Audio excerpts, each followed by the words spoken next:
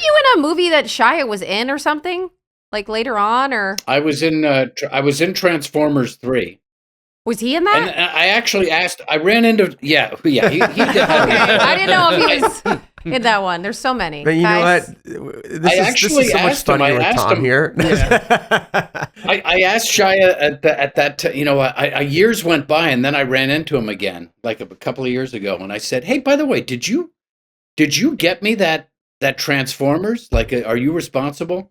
And he was. There was no good answer, because if he said yes, I would have gone, "Well, I could have gotten that on my own." And if he said no, it would have been, "Hey, why don't you help me out?" But he did say, "No, you got it yourself." He goes, you're you. You got it. Oh, that's nice. Cool. That's so nice. Wow. Did he call you Dad? I didn't have a scene with him, but did he call you Dad? No. Yeah, he calls me Pops when I see him. That's right. I mean, the funny thing is, I can't even recall what your name was on Even Stevens. Oh yeah, Mr. Steve Stevens. Oh my God. Oh man, I forgot that. That's terrible. I wonder, as a trivia question, I wonder how many people would know that. Like, I just know you as Tom. You know what I mean? Tom and Dad. He's the dad. Yeah, I call you Dad all the time. Mr. Stevens. Yeah. Yeah. Tom. Mr. Stevens.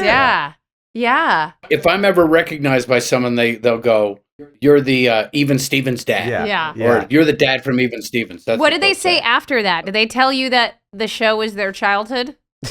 They say, here's what happens. They say, I used to kind of toss it off. I'd go, "Yeah, it was a kid show," and they go, "No, you don't understand. That was my youth." Yeah. That was my youth. Yeah. They get really sentimental about it. And so then I started going, I better be a little more reverential about the show, because it's, I think it means a lot to some people. You have a bit of a responsibility, and you can shun that if you want to, but I think that it's like, anytime you have an opportunity to be a part of someone's like childhood, it's a special, special time.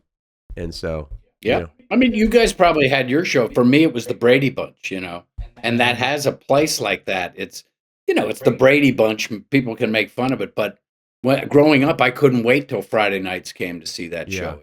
Wonder Years was one of mine. Oh yeah, Wonder Years was definitely part of it. And we actually had, isn't that funny, that Fred Savage, that later Fred Savage directed. It was his first time directing. Well, Fred Savage and Donica. And that was my first episode on the show I've ever done on Even Stevens. I think that, okay, so Dennis Rinsler. That's right. Beans was introduced on that Girls, the Babysitter. That was my first episode ever with you guys, and it was with Fred Savage, one of my idols. Fred did that one, and Fred did a really, one of my favorite ones for me. The hot dog one? Was the Raiders of the Sausage. Yeah. Raiders of the Lost. The Indiana Jones. So Mark Warren and Dennis Rinsler, they were the dynamic duo that joined our crazy Even Stevens family as our, I guess, were they EPs? And they were the creator. Matt Dearborn was the creator. Fantastic. But we had some really great folks that we've been watching the episodes with, but then what happened to the cadence, the comedy, we've now picked up on the fact that it was very different. It was, I guess, elevated. And they've had really successful careers even before Even Stevens. They came from, I believe, Full House, right? Full House, yeah. I mean, Full House. With our first writing team, which was Nick great, Freno, it felt more. It felt like an after-school program, slow kind of. But then once Mark and Dennis came on, it really felt like it was, a primetime show. Like a Disney show. It really had that kind of spunky kind of feel to it. Yeah. Absolutely. It had more energy. It had a little higher stakes with everything. Everything was punched up a little bit more. Yeah, it was tighter too, I think. And to be fair, I think we did have a proof of concept, right? We had 6 episodes where we were all working out the kinks in our characters and how we related to each other. And then, something happened to it. I think this is a really good sign of the health of the show in that moment, because here, did we stop production? We took a hiatus. I went to Italy. You took 6 weeks off. 6 weeks off. I'll never forget this, because this is important. We finally made a little bit of money, or I made a little bit of money. And I'm like, I don't know if the show's going to come back. We went on a hiatus. I took off. I went to Italy for the first time and was in Italy for like 3 weeks. Where did you go? I still love everywhere. I went to Venice. For 3 weeks? You just like bummed Florence. around? I was on my way down to Sicily. Yeah, I was like, I'd never been to Italy. And so it was like, this is like the first time in my life I ever had a little bit of a chunk of change to like travel. And so I went by myself and was just touring around Italy. I gotta ask Sharon. I gotta ask my mom. Where the hell what were we doing in that 6 weeks? Because it was pins and needles. But I do remember knowing that there was some uncertainty, but not feeling the desperation of it. Even though I had relocated, I literally relocated me and my mom and the dogs and everything in a minivan, like going, cross country to live in Marina Del Rey. Yeah, I wonder how close we actually came to losing the show at that point. Oof, man, a phone call. Maybe they just did want to retool, though. The writers before, by the way, had come from a show called News Radio, which was really a quality show on NBC. I didn't know that. So, Eric Van Lowe. They were good. Eric Van Lowe. Shout out to him because I remember him being very sweet to us. They were cool. They were a great team. Yeah, it was kind of awkward. I was like, oh no. Actually, and you know what I liked about them, and I think that we maintained this pretty well throughout the series.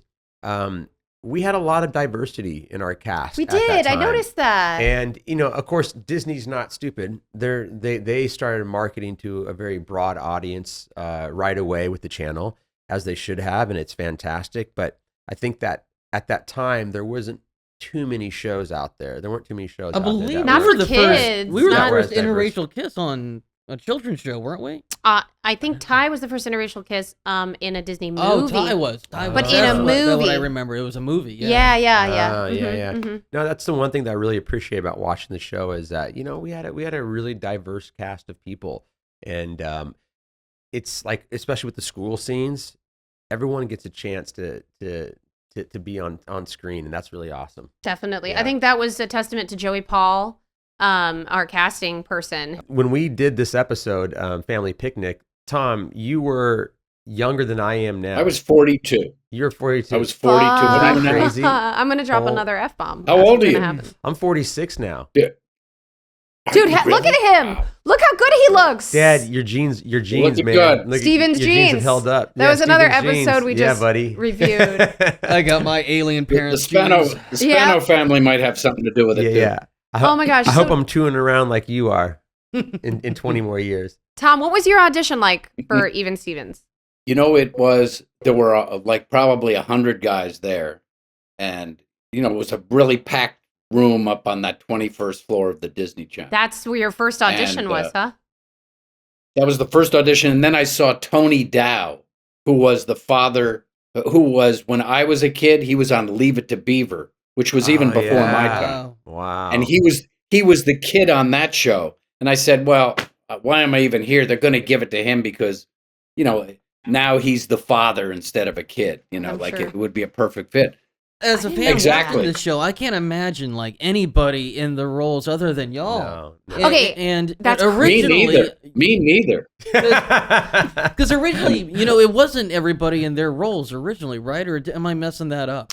No, I don't know about Shia and me. I feel like we kind of hit it out of the park because we were those parts, and it seems like you only had a couple auditions. Or no, you had 5 auditions. I had a lot. Yeah, I had a lot as well.